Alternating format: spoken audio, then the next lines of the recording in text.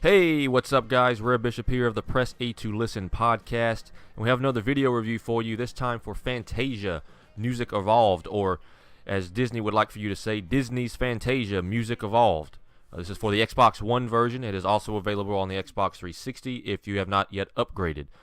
The Xbox One version, if you're not aware of this game, Fantasia, it is a musical rhythm game. You use your arms to do the movements and to play along with the beats and to play along with the songs and stuff like that. It is not like Dance Central or Rock Band, which are some games that Harmonix themselves have made, the developers of Fantasia Music Evolved.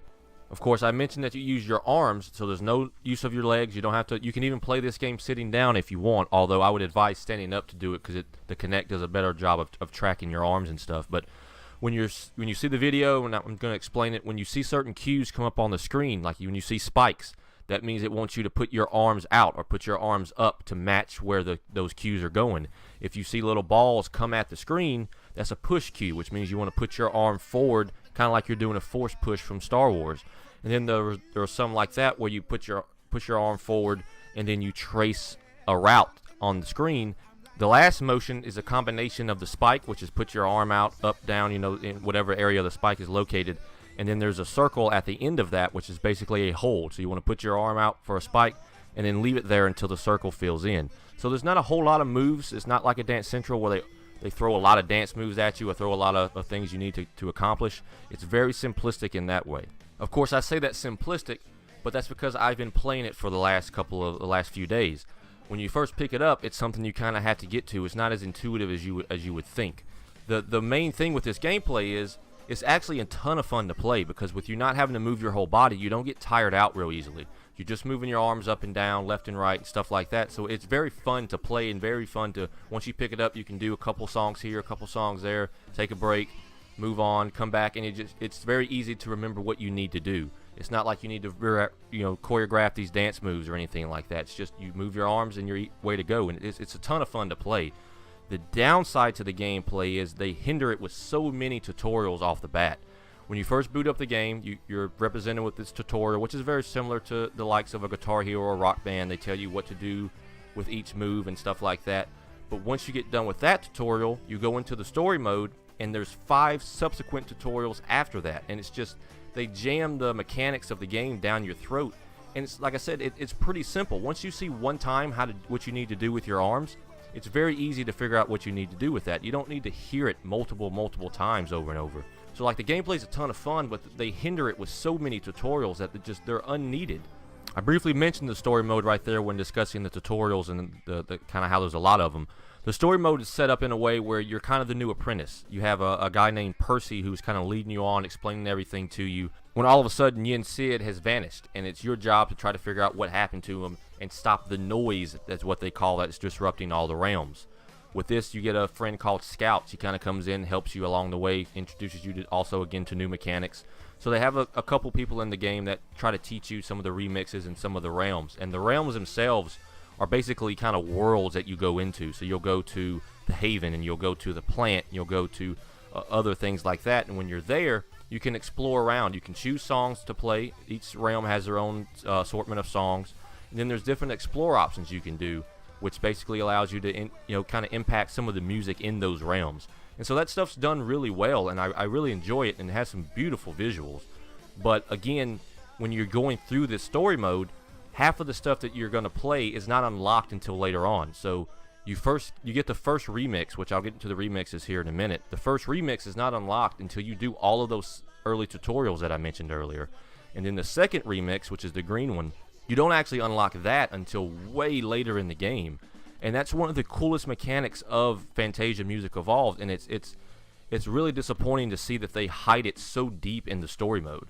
Now, in each realm there are what they call composition spells, which allow you to then remix the songs. When you're in a song, there will be like a triangle will come up, or a square will come up, or a cube. More than likely it's 3D, it's not 2D. So a cube will come up.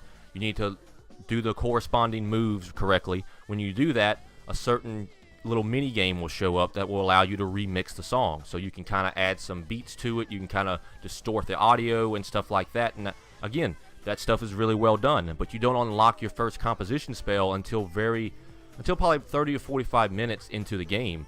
So like two of their biggest mechanics in the game, two of their biggest, you know, kind of things that they want you to play and want you to have fun with, is hidden behind some structure of the campaign that's not well done. And it's like I said earlier, it's just really disappointing to find that out when you're playing through the game. But the remixes are just, they're really cool because they allow you to kind of put your own spin and twist on these songs, so on these popular songs. If you want to play a Lady Gaga song or play you know, an old Missy Elliott song, you can go in there, you can play the default, you know, the original mix if you want.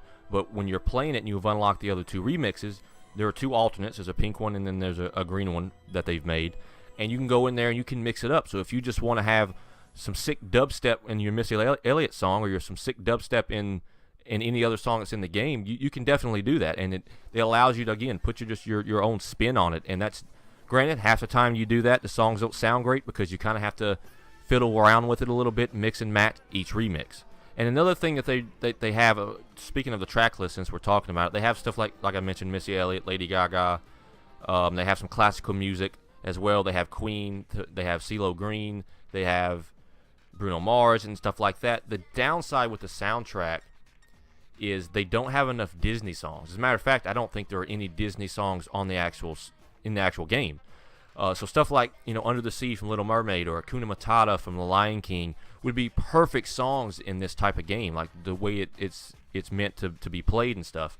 And none of those are there. I don't know if they plan on releasing some of those as DLC down the line, but with this being a Disney game, with it being inspired by Fantasia, and the fact that there's no actual Disney songs in it, is really disheartening. And one of the things I was really looking forward to when they announced it was like, yeah, I could play some of my favorite Disney classics in Fantasia with, you know, conducting and remixing them and stuff like that, and they're just not there. I talked earlier in this video review about the progression and how some of the stuff is unlocked way too late. There's an option in their main menu. If you go into options, there's a party mode you can turn on. What this does is it unlocks all the remixes, it unlocks all the songs, everything right there. So if you have a group of people over who you want to play with, like if they're your rock band group, but you decide, hey, let's try something different, you can turn party mode on and unlocks everything in the game. But the downside to that is progression towards goals and stuff like that is obviously that's gone because you've already unlocked everything by turning the party mode on. And I wish party mode wasn't an option, because it feels like it's there because they knew that people would not want to go through that campaign and go through the songs in the campaign multiple times just to unlock each remix. I think they should have set it up in a way where once you play a song once, you get that first remix, and then once you complete it, you get the second one. You shouldn't have to play each song in the campaign twice to get each individual alternate remix. But I'm going to digress on that and not try to spend too much time on it. The party mode option is there if you're the type of person who doesn't want to go through the campaign, just wants to play every song right off the bat. One last thing to touch on before we wrap up this review is you can save and watch your performances in the game. So if you like a specific remix you've made, you can, after you're done with it, you can hit save, you can hit watch, and then even after that, you can upload that to YouTube. It uploads to a YouTube channel playlist. It'll give you a little code that you can write down. Once it's done uploading, it'll tell you.